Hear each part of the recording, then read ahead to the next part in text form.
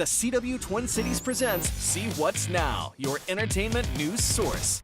Hey everybody, Jon Foss, CW Twin Cities, and I am talking with Howie Guja from the Publishers Clearinghouse Prize Patrol. Thank you so much for being here. Thank you. Appreciate Thanks it. for having me. And there's the saying, jack of all trades, master of none, but you are the jack of all trades and master of all of them. Well, that's very how do you kind do it of all?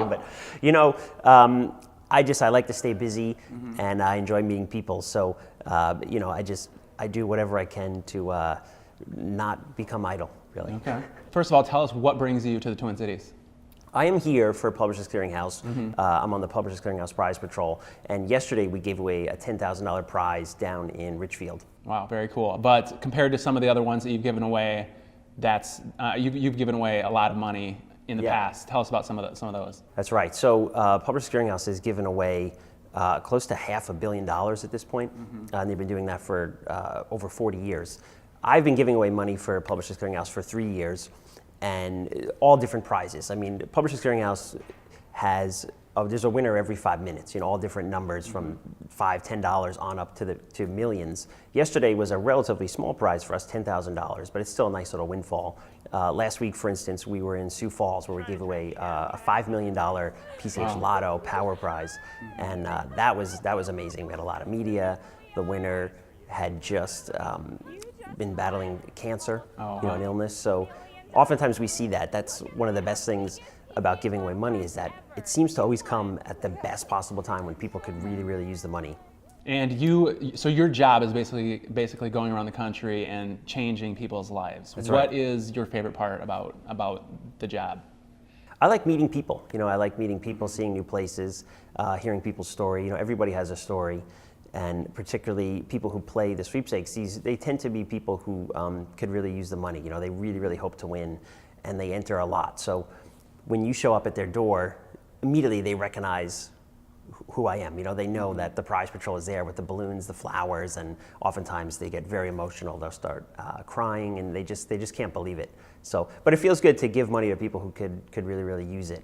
And certainly, for some people, even $10,000 can be life-changing. I mean, certain towns around the country, I can't tell you how many times I've given someone $10,000 and said, well, I'm sorry, it's not a bigger prize. And they said, well, I just bought a house and my house was $11,000. So, certain parts of the country, $10,000 can go a long way, Yeah, definitely. As long as you've been doing this, what's the most money you've given to one person?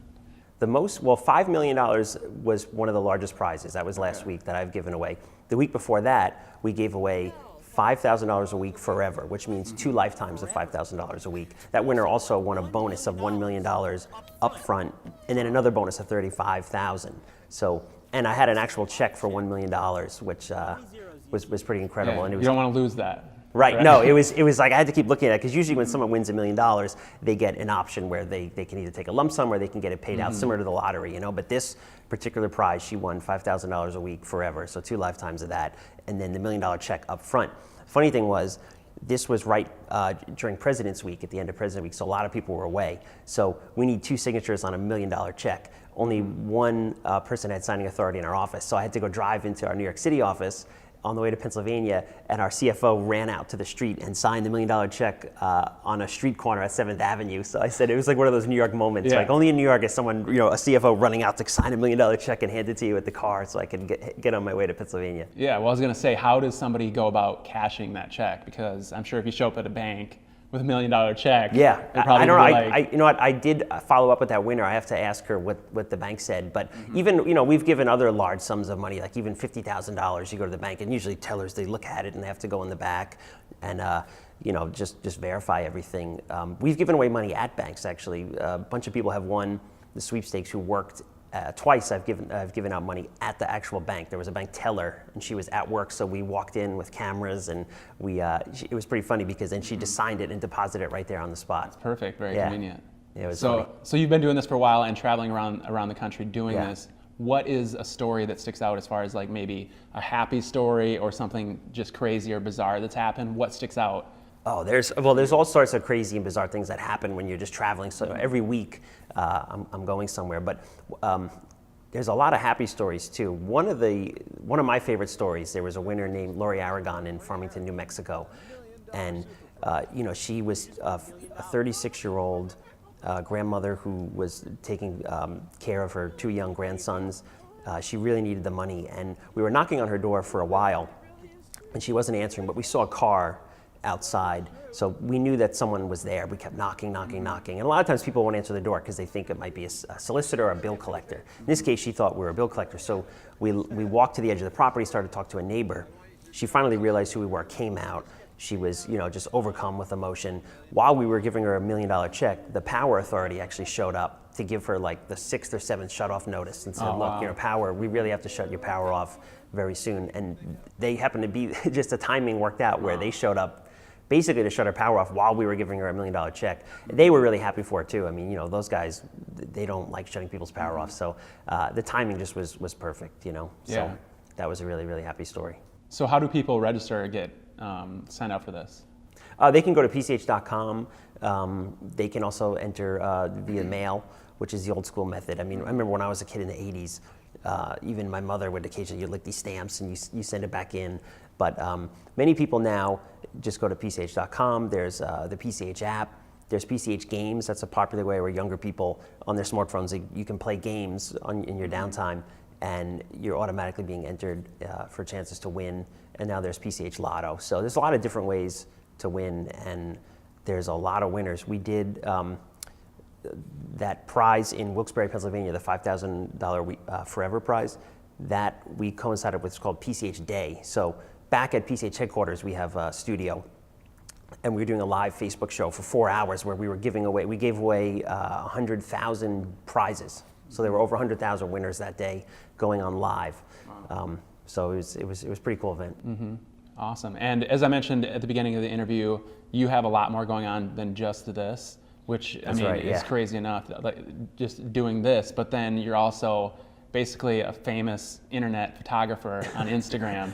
I don't know. I wouldn't say famous, but well, I mean, I think like 37,000 followers or something like that. Is that right? I think it's like 32 or 33. Okay. So how did that all come about? That, it's funny. I went to art school. I went to school for photography, so I always had a passion for photography. And right out of college, I was working as a photographer. Then I sort of started, there was a lot of money in retouching at the time, and I was proficient in Photoshop. So that's actually how I started at Publishers Clearinghouse. I was working in their photo studio retouching. Then I kind of worked my way through the company. But when I started retouching as a creative outlet, I wasn't shooting as much, so I just started kind of putting photos up on a Tumblr and then Instagram. Mm-hmm. And I didn't set out to do anything specific with it. It was just a place to kind of, so I could say, well, I'm still doing photography, so I could still kind of do my art. Mm-hmm. And it sort of just took off unexpectedly, I didn't hashtag anything. I didn't really promote it. I just started posting pictures. And I guess a few other influential people with large followings started following me, and then they did a repost. And next thing you know, it just kind of snowballed into a lot of people just email me and say, love looking at your photos. And I love that. I just do it for fun, Yeah. And correct me if I'm wrong here, but you live in Bellport, New York, and right. It's a small town, yep. 2-mile radius. And because of your photography, it's kind of brought a lot of outsiders in to purchase houses. And then you actually became a real estate agent out of this? Is that that's right? Yeah. So so I was posting a lot of images of my town just because I grew up in Babylon, Long Island, which is about half an hour from where I live now, but it's also on the South Shore.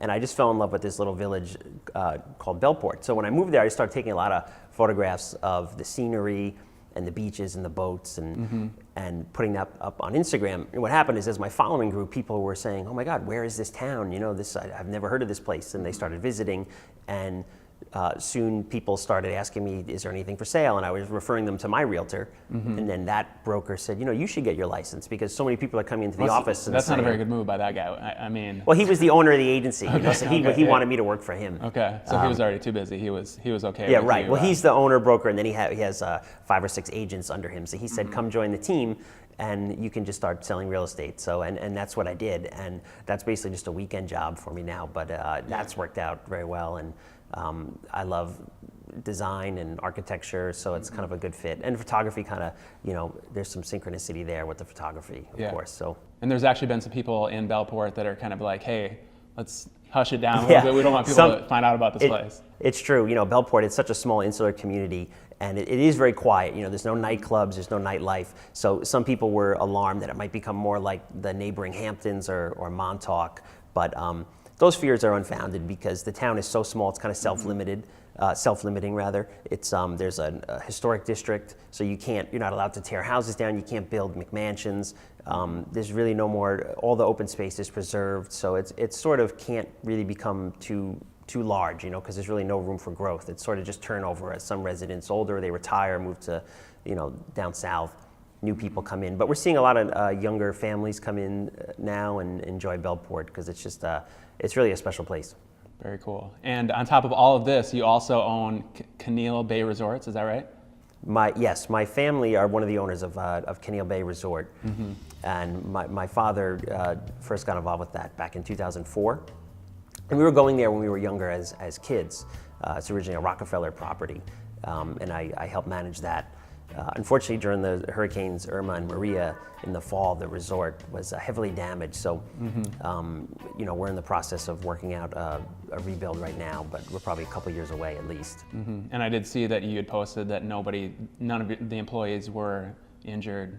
That's right. By the hurricane, so that's great. It's really it's miraculous actually that no one was hurt or killed on St. John because it really took the brunt of the storm. The eye wall passed just north of the island, and wind gusts were over 200 miles an hour, so there was widespread devastation, but thankfully no deaths, none of our employees were injured. A lot of people lost their homes, unfortunately, but in the aftermath of the storm, we did what we could to help the community. We have a desalination plant, the only one on the island, and we were giving free water to the island. We gave water to the local schools so that they could open the school back up a few weeks after the storm.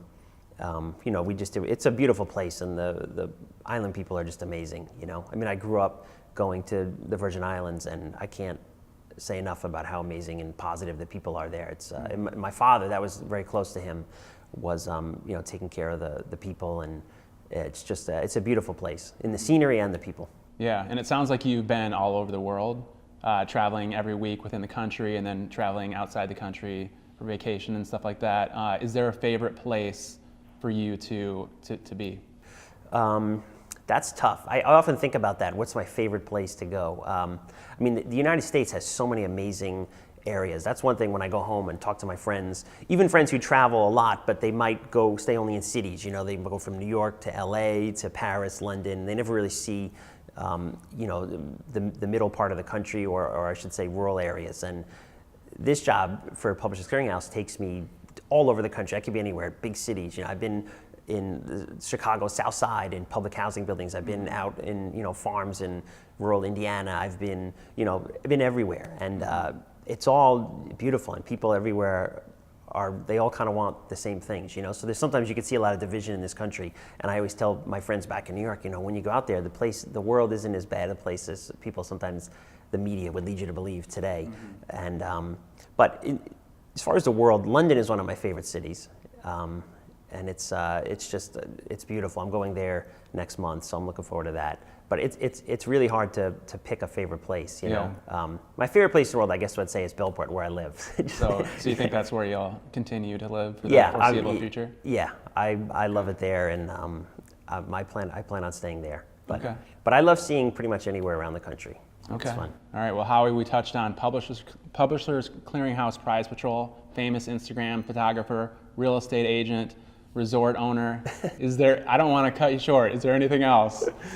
I think that's it. I've had to start dialing it back a little bit. But I think you covered it.